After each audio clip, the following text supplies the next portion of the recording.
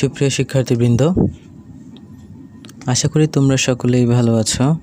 আমি শুভ দাস তোমাদের ভোকেশনাল শাখার জেনারেল ইলেকট্রিক্যাল ওয়ার্কস 1-এর বিষয়টি থেকে তোমাদের জন্য আজকে বিদ্যুৎ পরিবাহী রেজিস্ট্যান্সের সূত্রের সাহায্যে গাণিতিক সকল সমস্যার সমাধানগুলো নিয়ে হাজির হয়েছি।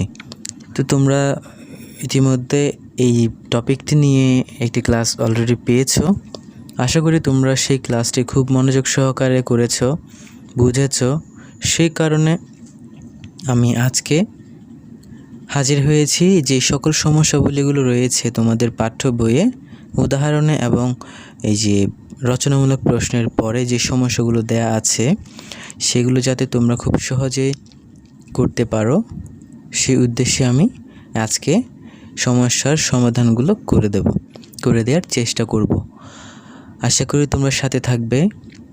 রানী দয়াময়ী উচ্চ বিদ্যালয় কর্তৃক আয়োজিত অনলাইন ক্লাসে তোমাদের সকলকে স্বাগতম জানিয়ে শুরু করছি আমাদের আজকের আমি আশা করছি যে তোমরা স্পেসিফিক রেজিস্ট্যান্স বা আপেক্ষিক রেজিস্ট্যান্সের যে সকল সূত্র দুইটি রয়েছে অ্যান্ড এদের প্রকাশ করা হয় কি দিয়ে, র দিয়ে, তারপর এদের এসআই ইউনিট কি, তারপর একক কি, ঠিক আছে, এবং র এর যে সূত্রটা রয়েছে, আশা করি তোমরা সেগুলো সকল কিছুই এই পর্যন্ত জানো এবং শিখেছো, পড়েছো বাসায়। তাও তোমাদের সুবিধার জন্য আমি একটি ইম্পর্ট্যান্ট কথা বলে দিতে চাই, সেটি হচ্ছে তামার রেজিস্ট্যান্স, মানে এর যে যদি আমরা একটা সংখ্যা হিসাব করতে চাই তাহলে তামার আপেক্ষিক রেজিস্ট্যান্স 1.72 ইন্টু 10⁻⁶ ওহম সেন্টিমিটার বলতে কি বোঝায়, এই টাইপের একটি প্রশ্ন হয়তো বা আসতে পারে বোর্ড পরীক্ষাতে। তো এটি বলতে কি বোঝায় অর্থাৎ 1.72 ইন্টু 10⁻⁶ ওহম সেন্টিমিটার বলতে কি বোঝায়।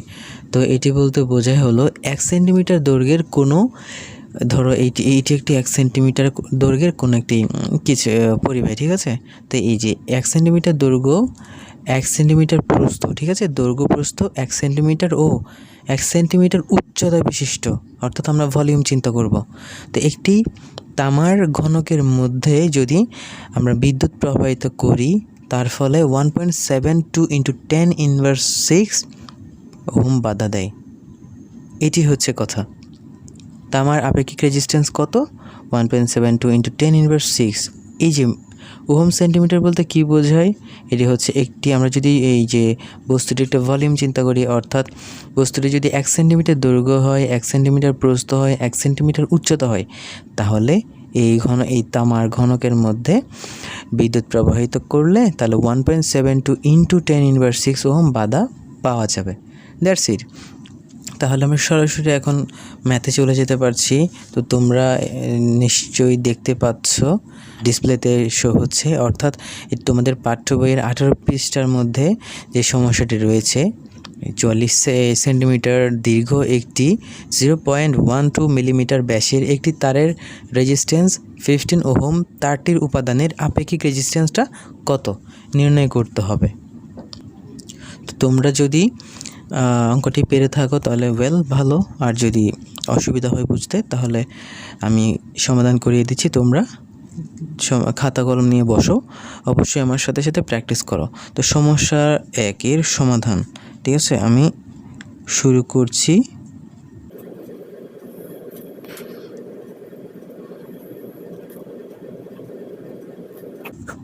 আচ্ছা, ঠিক আছে। তো এখানে কি বলেছে, 44 সেন্টিমিটার দীর্ঘ একটি এবং 0.12 মিলিমিটার ব্যাসের একটি তারের রেজিস্ট্যান্স 15 ওহম। তো তারটির উপাদানের আপেক্ষিক রেজিস্ট্যান্স নির্ণয় করতে বলেছে। এখানে কী কী দেওয়া আছে, হ্যাঁ, গিভেন ডাটা, তোমরা চাইলে দেওয়া আছে লিখতে পারো।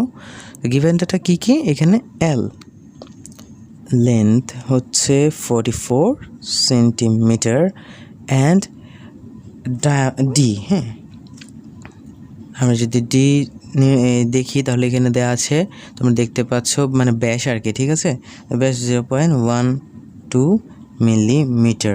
এটাকে যদি, এটা মিলিমিটার আছে তো আমাদের সেন্টিমিটার নিয়ে যেতে হবে, কেননা লেন্থটা সেন্টিমিটারে রয়েছে। তো আমরা যদি এটিকে মিলিমিটার নিয়ে যাই, সেই ছোটোবেলার বাচ্চাকালের পড়া, আমরা নিশ্চয়ই সেন্টিমিটার থেকে মিটার, মিটার থেকে মিলিমিটার এইগুলো পারি, ঠিক আছে। তো আমি এগুলো নিয়ে আলোচনা করছি না। তাহলে আমরা মিলিমিটার থেকে যেহেতু সেন্টিমিটার নিয়ে যেতে হবে, তাহলে ডিভাইড করতে হবে, অর্থাৎ 0.12 ডিভাইডেড 10, ঠিক আছে। তো এখন যদি আমরা ক্যালকুলেশন করি, আসবে হচ্ছে একটা শূন্য এই যেখানে চলে গেলে, তাহলে 0.012, ওকে। তো 0.012 মিলিমিটার থেকে সেন্টিমিটারে চলে এসেছে, ব্যাস। এবার রেজিস্ট্যান্স 15 ওহম, তারটি রেজিস্ট্যান্স কত?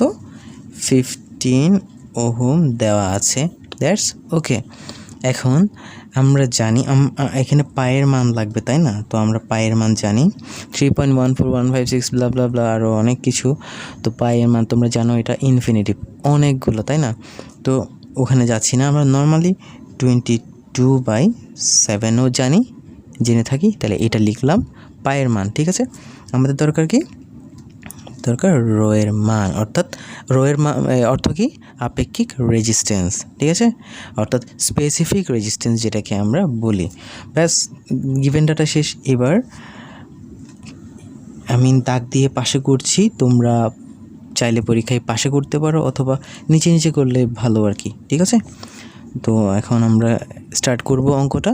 জাস্ট এই অঙ্কটার ফার্স্টে যেটা করাচ্ছি না, এটা একটু মনোযোগ দিয়ে দেখো, বাকিগুলো আমি একটার পর একটা করে যাবো। যদি নতুন কিছু থাকে তাহলে আমি রিপিট করব, আদারওয়াইজ জাস্ট করাই চলে যাবো, ঠিক আছে।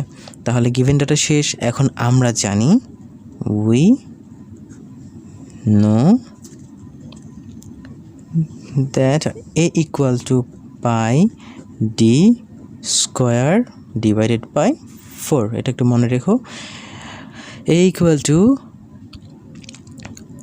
pi into d square divided by 4, তাহলে আমরা অর্থাৎ এরিয়া, এই যে ক্ষেত্রফল যেটা রয়েছে, অর্থাৎ এটি বের করে রাখতে হবে আগে। তাহলে আমরা ফার্স্ট অফ অল কেন ওয়াই, কারণ হচ্ছে R equal to R into A divided by I আমরা জানি, ঠিক আছে। তো আমরা ইজিলি যদি এখানে বের করতে পারি, এই এর মানটা বের করতে পারি, অঙ্কটা একদম সিম্পল হয়ে যাবে। অর্থাৎ ফার্স্ট অফ অল আমাদের টার্গেট থাকবে কি? এ বের করা, ঠিক আছে। তাহলে এইটা লিখলাম পাই ডি স্কোয়ার বাই 4। এখন যদি এখানে মানগুলো জাস্ট বসাবো, তো পায়ের মান তো আমরা জানি 1.14 আমরা বসাতে পারি। আদারওয়াইজ আমরা এই যে 22 ডিভাইডেড বাই 7 এটি ইউজ করতে পারি। তোমাদেরকে একটি কথা বলে রাখি, পায়ের মান আমরা কিন্তু চাইলে খুব ইজিলি, এই যে এইখানে পাই দেখতে পাচ্ছ, পাই, এই শিফট দিয়ে পাই ইকুয়াল টু ইজিলি আমরা এটা মানটা বের করে ফেলতে পারবো, 3.141592654, ঠিক আছে। তো এইভাবে আমরা 3.1415 অর্থাৎ 1416 ধরলেও হয় ম্যাথ করার জন্য, ওকে। তো এই যে এটি যদি আমরা 77 ডিভাইডেড বাই 22, আমরা যদি এটাকে 22 ডিভাইডেড বাই 7 দিয়ে থাকি, তাহলে দেখতে পাবো 3.1428 সামথিং কাছাকাছি মান আসছে, ঠিক আছে। তো আমরা যেটাই ধরি না কেন হবে। তো এখানে আমরা পায়ের মানটা যেহেতু জানা আছে বসালাম। এখন ডি এর মান কত? ডি এর মান সেন্টিমিটার আনার পরে 0.012 হয়েছে, অ্যান্ড সূত্রের স্কোয়ার নিচে 4। তাহলে যদি আমরা ক্যালকুলেশন করি, এখানে ক্যালকুলেশন করতে হবে পাই, তার মানে পাই নিলাম ইন্টু এখানে ডিভাইড করলাম 0.012, এইটি কিন্তু স্কোয়ার, দ্যাট ইজ ওয়াই আমরা এটাকে ব্রেকেটে নিয়ে আসলাম, অ্যান্ড নিচে 4। তো ইকুয়াল করার পর আসলো কত? 1.1309। তো আমরা চাইলে এই পর্যন্ত লিখতে পারি 1.1309 ইন্টু 10 ইনভার্স, এই যে এখানে দেখতে পাচ্ছ 4, 10 ইনভার্স 4। তো আমরা 0.4 দিতে পারি, ওকে। তো আমরা জানি ক্ষেত্রফল সবসময় স্কোয়ার বর্গে হয়, তাই না? তাহলে যেহেতু সেন্টিমিটারে এই যে একক ছিল, তাহলে সেন্টিমিটার স্কোয়ার, ব্যাস এ পেয়ে গেলাম। তারপরে আমরা যদি এখন আবার লিখি again, we know that rho equal to r into a divided by l, তাহলে আমরা r এর মানটা বসাবো 15 ইন্টু এর মানটা হচ্ছে 1.1309 ইন্টু 10 ইনভার্স 4 অ্যান্ড নিচে হচ্ছে লেন্থ যেটি 44। তো আমরা যদি ক্যালকুলেশন করি যেটা আছে সেটা রেখে দিলাম, এইটার সাথে ইন্টু করব 15, যেটার মান এসেছে অ্যান্সার এসেছে এটার সাথে 15 গুণ করার পর যা এসেছে তার সাথে আমরা ইজিলি 44 ডিভাইড করব, তাহলে আমাদের অ্যান্সার চলে এসেছে 3.85 ইন্টু 10 ইনভার্স 5 ওহম সেন্টিমিটার। এটা হচ্ছে আমাদের অ্যান্সার। দুঃখিত, তোমরা হয়তো এতক্ষণ দেখতে পাচ্ছিলে না, আই এম রিয়েলি সরি, এখন হয়তো দেখতে পাচ্ছ। তো এইভাবে অঙ্কগুলো করতে হয়। যেহেতু এইটি দেখিয়ে দিয়েছি, তোমরা ইজিলি এই যে ডিসপ্লেতে অন্য যে সমস্যাটি দেখতে পাচ্ছ, সমস্যা 2 কি রয়েছে, 0.4 মিলিমিটার ব্যাস এবং 110 ইন্টু 10 ইনভার্স 6 অর্থাৎ 110 into 10 inverse 6 ohm centimetre specific রেজিস্ট্যান্সের অর্থাৎ আপেক্ষিক রেজিস্ট্যান্সের একটি কত দৈর্ঘ্যের রেজিস্ট্যান্স 11 ওহম হবে। তো তোমরা বুঝতে পারছো অ্যাকচুয়ালি এভরিথিং ইজ সেম, একদম সব কিছু সেম। এরিয়া বের করার সূত্র আমরা জানি, ইভেন আমরা এই যে এর সূত্রটাও জানি। একদম সিম্পলিভাবে যদি আমরা এরিয়াটা বের করে, সব কিছু তো দেওয়া আছে, ডি দেওয়া আছে, আর দেওয়া আছে, এখানে এর মান, এখানে মজার ব্যাপার হচ্ছে এর মানও দেওয়া আছে, শুধুমাত্র আমাদের এখানে এর মান যেটা দেওয়া ছিল সেটা নেই, অর্থাৎ এর মানটা বের করা লাগবে। তো উই নো দ্যাট এখানে equal to R into A divided by L. তো আমরা যদি এল এই জায়গায় নিয়ে আসি অ্যান্ড পি এই যে এই টা এই জায়গায় নিয়ে যাই, সিম্পলভাবে আমাদের হাতে যেহেতু এর মানটা আছে, স্পেসিফিক রেজিস্ট্যান্সের মানটা রয়েছে, ক্যালকুলেশন করে আমরা ইজিলি মানটা পেয়ে যাব। অর্থাৎ আমি কি বলছি আবার লক্ষ্য করো, যা দেয়া আছে সব কিছু লিখবে তোমরা। সেকেন্ড সমস্যাটার কথা বলছি, এর মানটা পাবে, এল এর মানটা পাবে না, তাহলে নির্ণয় কোনটা হবে, এল যেহেতু নির্ণয়, তাহলে আমরা এই যে এ বের করব সব সময়, অ্যান্ড আফটার দ্যাট আমরা যেটা জানি অর্থাৎ equal to R into A divided by L. তো এখানের মধ্যে আমাদের যেহেতু এল প্রয়োজন নেই, প্রয়োজন, তাই এই জায়গায় এইটাকে এই জায়গায় নিয়ে যাবো, এটাকে এই জায়গায় নিয়ে আসবো। আফটার দ্যাট আমরা ক্যালকুলেশন করলে যে মানটা পাবো সেটাই হচ্ছে আমাদের লেন্থ অর্থাৎ এর দৈর্ঘ্যটা। ঠিক আছে, মানে ইজি, একদম সিম্পলভাবে চিন্তা করতে হবে। আশা করি তোমরা পারবে। তো অনুরূপভাবে সমস্যা 3 তোমরা নিশ্চয়ই এই যে ডিসপ্লেতে দেখতে পাচ্ছ, কত দৈর্ঘ্য একটি ম্যাঙ্গানিজ, এখানে অ্যাকচুয়ালি ম্যাঙ্গানিন তারের বলেছে, এটা ম্যাঙ্গানিজ হবে। যাই হোক, একটি ম্যাঙ্গানিজ তারের রেজিস্ট্যান্স 1 ওহম হবে যদি তারটির বেশ 0.5 মিলিমিটার অ্যান্ড আপেক্ষিক রেজিস্ট্যান্স হচ্ছে 42 ইন্টু 10 ইনভার্স 6 ওহম সেন্টিমিটার হয়। তো তোমরা মনে রেখো, আরেকটা কথাও তো বলতেই ভুলে গিয়েছি যে স্পেসিফিক রেজিস্ট্যান্স অর্থাৎ আপেক্ষিক রেজিস্ট্যান্সের একক হচ্ছে, ইউনিট হচ্ছে ওহম সেন্টিমিটার। ওকে, তো নিশ্চয়ই তোমরা বুঝতে পারছো এটাতেও সেম এল এর মানটা বের করা লাগবে, তাহলে তোমরা নিশ্চয়ই এগুলো করতে পারবে।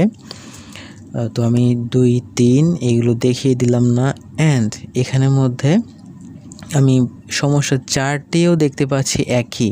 তাহলে যেহেতু সেম রয়েছে, এগুলো করিয়ে শুধু ভিডিওটি বড় করার কোনো দরকার নেই। তোমরা ইজিলি 1 নংয়ের ন্যায় 2, 3, 4 এগুলো করে আসবে। আর আমি যদি লক্ষ্য করি, পঞ্চম যেই সমস্যাটি রয়েছে, 1 মিলিমিটার ব্যাস এবং 1 মিটার দৈর্ঘ্য বিশিষ্ট একটি তারের রেজিস্ট্যান্স যদি 2 ওহম হয়, তারের উপাদানের আপেক্ষিক রেজিস্ট্যান্স নির্ণয় করো সেম 1 নম্বরের মতো, মানে সমস্যা 1-এর মতো। তাহলে আমি তোমাদেরকে একটু সংক্ষেপে বলে দিই। এখানে হচ্ছে 2 ক্যাটাগরির অঙ্ক, সেটা হচ্ছে 1, এরপর হচ্ছে 5, এটি একটি 1 ক্যাটাগরির অঙ্ক, আর হচ্ছে 2, 3, 4 এটা হচ্ছে 1 ক্যাটাগরির অঙ্ক। ঠিক আছে, তো এটা হচ্ছে টাইপ 1, এটা হচ্ছে টাইপ 2। নাইস। তো আশা করি তোমরা সকলেই বুঝতে পেরেছো এই যে ম্যাথ যেগুলো করালাম। তোমরা যদি বুঝে থাকো তাহলে এই যে সমস্যা 2, 3, 4 আর 1, 5 সেম বলেছি না, তাহলে এগুলো তোমরা এখনই প্র্যাকটিস করা স্টার্ট করে দাও। অ্যান্ড তোমরা সমস্যা 6 তোমরা নিশ্চয়ই ভাবছো সমস্যা 6টা কেন বললাম না, কেননা সমস্যা 6 এটি তোমরা পড়লেই বুঝতে পারবে যে এটা প্রথম অঙ্কের, অর্থাৎ 6টি অঙ্ক আছে তো 1 5 6 হচ্ছে সেম ক্যাটাগরি টাইপ 1 অ্যান্ড 2 3 4 যেটি রয়েছে এটা হচ্ছে টাইপ 2 তো দেখালাম না বিকজ আমরা easily R equal to R into A divided by L থেকে এই যে এল এর যে সূত্রটি সেটি ক্রিয়েট করে ফেলতে পারবো। আর আদারওয়াইজ তোমরা যদি ক্রিয়েট করতে না পারো মনে রাখবে যে লেন্থ বের করার সিস্টেম হচ্ছে L equal to R into A divided by rho. It's simple, okay. So I hope you are all understand this mathematics term. So যদি তোমরা এই যে টপিকটি বুঝে থাকো তাহলে তোমরা সকলে অঙ্কগুলো পুনরায় প্র্যাকটিস করো বাসায়, যেগুলো করতে বলে যে সেগুলো তোমরা করো, নিজে চেষ্টা করো। অ্যান্ড সমস্যা যেগুলো রয়েছে আমি ভেবেছিলাম এগুলো সবগুলো করিয়ে দেব, তো আমি দেখতে পাচ্ছি একদম সব কিছুই হচ্ছে সিম্পল অর্থাৎ সেম। হ্যাঁ, তো সেহেতু আমি এইগুলো করিয়ে দিলাম না। তবে এটি কথা বলি, তোমাদের পাঠ্য বইয়ের 21 নম্বর পৃষ্ঠায় যেটি রয়েছে অর্থাৎ সমস্যা বলি 2 সেটি কিন্তু একটু ডিফারেন্ট রয়েছে, যার জন্য আমি এটি দেখাচ্ছি। এখন তোমরা মনোযোগ সহকারে দেখো যে এখন হয়তো ডিসপ্লেতে তোমাদের প্রশ্ন এসেছে। প্রশ্নটি কি বলছে, 100 মিটার লম্বা একটি ম্যাঙ্গানিজ তারের প্রস্থচ্ছেদের ক্ষেত্রফল হবে 0.1 বর্গ মিলিমিটার। ওকে, মনে রাখতে হবে এখানে মিলিমিটার দেওয়া আছে। অ্যান্ড রেজিস্টিভিটি হচ্ছে 50 × 10⁸ ওহম মিটার হলে, তো এখানে মিটার ওহম যেহেতু আছে একটু মাথায় রাখতে হবে। তাহলে তারটির রেজিস্ট্যান্স কত বের করতে হবে, অর্থাৎ আর বের করতে হবে। এবং যদি তারটির দৈর্ঘ্য 5 গুণ বৃদ্ধি করা হয় তাহলে রেজিস্ট্যান্স কত গুণ বৃদ্ধি পাবে। তো আমরা অবশ্যই থিওরি থেকে জানতে পারি যে যদি তারটির দৈর্ঘ্য 5 গুণ বৃদ্ধি করা হয় তাহলে রেজিস্ট্যান্স 5 গুণ বৃদ্ধি পাবে। ঠিক আছে, তো আমরা নিশ্চয়ই বুঝতে পারছি জিনিসটা। কারণ অঙ্কটা এটা একটু ডিফারেন্ট কেন বলেছি, মানে টাইপ 1 2তে যা চেয়েছে অ্যাকচুয়ালি নট ডিফারেন্ট, এটা সেম ভাবে করবা তোমরা, বাট এখানে যেহেতু আর বের করতে বলেছে তোমাদের হয়তো একটু ডিফারেন্ট লাগতে পারে। বাট এখানে মজার ব্যাপার হচ্ছে আরও ইজি করে দিয়েছে, কেননা ওখানে এই যে ক্ষেত্রফল দিয়ে দিয়েছে, আমাদের এক্সট্রা করে কোনো ক্ষেত্রফল বের করা লাগবে না। অর্থাৎ লেন্থ আছে, এরিয়া আছে, মানে এই এরিয়া রয়েছে, র রয়েছে, স্পেসিফিক রেজিস্ট্যান্স, অ্যান্ড এখানে জাস্ট আরটা বের করা লাগবে। তো আমরা জানি R equal to PL divided by A। Okay, তো আমরা আমি এটি করিয়ে দিতে চেয়েছিলাম বাট হয়তো তোমরা পারবে, তাই আমি এখানে দেখিয়ে দেওয়ার চেষ্টা করছি। দেখো এখানে just R equal to ρL divided by A, সব কিছুই তো আমাদের কাছে দেওয়া আছে, তাই না? তো আমরা এখানে লিখি, আমরা যদি এখানে তোমরা নিশ্চয়ই ক্যালকুলেটর দেখতে পাচ্ছ, এখানে 50 দেওয়া আছে, তারপর 10 ইনভার্স 8 দেওয়া আছে, তারপরে হচ্ছে 100 দেওয়া আছে। ঠিক আছে, অর্থাৎ র অ্যান্ড এল লেন্থ যেটি রয়েছে অ্যান্ড র এই যে স্পেসিফিক রেজিস্ট্যান্স যেটি রয়েছে মিটারে, এইটি আমরা জাস্ট উপরে যেহেতু থাকবে গুণ করলাম, দেখো উপরে থাকবে না র আর এল। হ্যাঁ, তাহলে এটির সাথে ডিভাইড করব কাকে, এরিয়া। তো এরিয়া একটু সমস্যা আছে, এরিয়াতে দেওয়া আছে 0.1 বর্গ মিলিমিটার। তো আমরা এটাকে অবশ্যই 2 বার 1000 দিয়ে গুণ করে বর্গ মিটারে আনতে হবে, আর আনলে 1 × 10⁻⁷। হ্যাঁ, এই টাইপের কিছু এই টাইপের আসবে, তোমরা ক্যালকুলেশন করে দেখো। তো আমরা যদি এটা দিয়ে ক্যালকুলেশন করি সরাসরি কি বললাম 1 × আচ্ছা আমি ব্রেকেট দিই 1 × তাহলে 10, আমরা যদি ইনভার্স টু দি পাওয়ার 7 দিই ক্যালকুলেশন করলে আসছে কত 500।